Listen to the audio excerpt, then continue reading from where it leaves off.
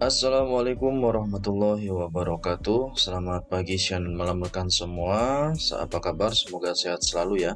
Di sesi video kali ini kita akan membahas mengenai PR03 PJ 2022 yang terbit penggantinya, bukan pengganti ya, ada perubahan. Perubahan yaitu menjadi PR11 PJ 2022. Perubahan mutlak enggak sih, cuma ada tambahan sisipan pasal, beberapa pasal. Nah, bagi teman-teman yang mungkin malas baca, ya silakan ya dengarkan resumenya atau ringkasannya. Saya akan bahas di video kali ini. Oke, sebelum kita mulai, bagi teman-teman yang baru berkunjung di channel ini, jangan lupa berlangganan gratis dengan cara klik tombol subscribe di bawah ini, lalu nyalakan loncengnya agar kalian mendapat notif pertama ketika channel ini update video terbaru perihal perpajakan. Semuanya gratis. Atas subscribe dan loncengnya saya ucapkan terima kasih. Seperti kita ketahui bersama, di bulan April lalu 2022 itu terbit Per 03 PJ 2022, itu perihal tentang faktur pajak ya. Banyak yang diulas di sini, macam-macam. Terutama yang paling kita perubahan yang paling sangat mencolok itu ya tanggal upload ya. Yang sebelumnya itu kapan saja mau upload faktur pajak itu bisa, tapi di Per 03 itu harus di tanggal 15. Nah, lalu juga ada seperti alamat faktur pajak, NPWP NPWP dan alamat berbeda, berarti faktur pajaknya juga berbeda, menggunakan NPWP alamat pusat dan alamatnya menggunakan alamat cabang. Nah, lalu di bulan ini, di Agustus ini terbitlah Per 11 PJ 2022. Tanggal berapa ini? Tanggal 4 Agustus ya, 4 Agustus lalu terbit Per 11 PJ 2022, yakni tentang perubahan atas Peraturan Direktorat Jenderal Pajak Nomor Per 03 2022 tentang faktur pajak. Ya, tentang ini ya. Di bulan April terbitnya ini Per 03, lalu di bulan Agustus ini terbit lagi perubahan yaitu Per 11 PJ 2022. Adapun perubahannya itu ada beberapa pasal. Ringkasannya ada 3 pasal ya, kurang lebih 3 pasal. Yang satunya itu ada sisipan ayat. Ini saya ada ringkasannya seperti ini. Bisa lihat. Jadi ketentuan lama yaitu di Per 03, kalau ketentuan baru di Per 11. Di pasal 6 ayat 6 itu ada bunyi, dalam hal penyerahan BKP dan atau JKP dilakukan kepada pembeli BKP dan atau penerima JKP yang merupakan tempat dilakukannya pemusatan tempat PPN atau PPN dan PPNBM terutang. Tetapi BKP dan atau JKP dimaksud dikirim atau diserahkan ke tempat PPN atau PPNBM terhutang yang dipusatkan ya, yang saya jelaskan di awal. Berarti NPWP-nya pusat, namun alamatnya alamat cabang. Nah, berlaku ketentuan sebagai berikut. Sama di pasal di Per 11 bunyinya seperti ini. Nah, tambahannya seperti ini ya, tambahannya yang merah. Kalau yang sebelumnya cukup sampai terutang dipusatkan, berlaku ketentuan sebagai berikut A dan B. Nah, untuk yang Per 11-nya ada berlaku yang bermerah ini ya. Kalau sebelumnya hanya nama dan NPWP, pada ayat 2 yaitu nama dan NPWP PKP, tempat dilakukannya pemusatan PPN atau PPN BM terutang, dan alamat yaitu alamat sebagai dimaksud pada ayat 2 yaitu alamat tempat PPN atau PPNBM terutang yang dipusatkan yang menerima BKP tempat pengirimannya. Nah, adapun perubahannya, tambahannya BKP dimaksud dikirimkan atau diserahkan ke tempat PPN atau PPNBM terutang yang dipusatkan yang berada di kawasan tertentu. Nah, ini ya, kita fokusnya ini ya, berada di kawasan tertentu atau tempat tertentu yang mendapat fasilitas PPN atau PPNBM tidak dipungut. Penyerahan BKP atau JKP dimaksud merupakan penyerahan yang mendapat fasilitas PPNBM tidak dipungut. Kawasan tertentu ini ada, setahu saya ya, mungkin teman ada yang lain lebih tahu. Kalau setahu saya kawasan tertentu ini ada 2, kawasan bebas dan kawasan berikat. Kalau kawasan berikat itu ya kawasan-kawasan tertentu yang udah ditentukan oleh pemerintah. Kalau kawasan bebas tahu saya hanya di Batam, setahu saya ya. Mungkin ada lain yang lebih tahu ya, monggo tambahkan. Nah, itu tambahannya ya, berada di kawasan tertentu, itu berlaku sama seperti ini. Sama, NPWP-nya menggunakan pusat, alamatnya menggunakan alamat tempat BKP atau JKP diserahkan yang berada di kawasan tertentu atau tempat tertentu yang mendapat fasilitas. Jadi sama perlakuannya, nggak hanya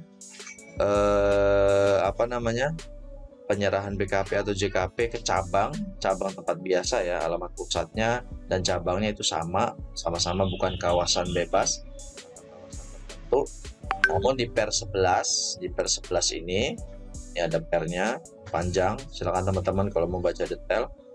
Ringkasannya ini di per 11 itu berlaku sama untuk yang berada di kawasan tertentu. Kalau transaksinya di pusatnya bukan kawasan bebas atau bukan kawasan tertentu, namun cabangnya itu di kawasan tertentu ya berlaku sama ya. Alamat menggunakan alamat kawasan tertentu. Itu pasal 6 ayat 6. Satu poin ya. Lalu poin kedua itu pasal 6 ayat 7A. Nah, ini ada tambahan kalau lihat di sini teman-teman bisa lihat juga di sini di per 11-nya. Nah, ini pasal 6 ayat 7A mana ya? Nah, ini ayat 7 ditambahin ayat 7A. Sebelumnya ayat 7 langsung ke ayat 8. Namun di per 11 ada tambahan pasal 7A ini. Sama dengan di sini nih. Jadi pasal 6 ayat 7A ini berbunyi kawasan tertentu atau tempat tertentu yang mendapat fasilitas PPN atau PPBN tidak dipungut sebagaimana dimaksud pada ayat 6 tadi, yaitu kawasan tertentu atau tempat tertentu sebagaimana diatur dalam A. Ketentuan mengenai tempat perimbunan berikat. Nah, ini ya kawasan berikat. Lalu yang B, ketentuan mengenai penyelenggaraan kawasan ekonomi khusus. Nah, ini ada juga ekonomi khusus.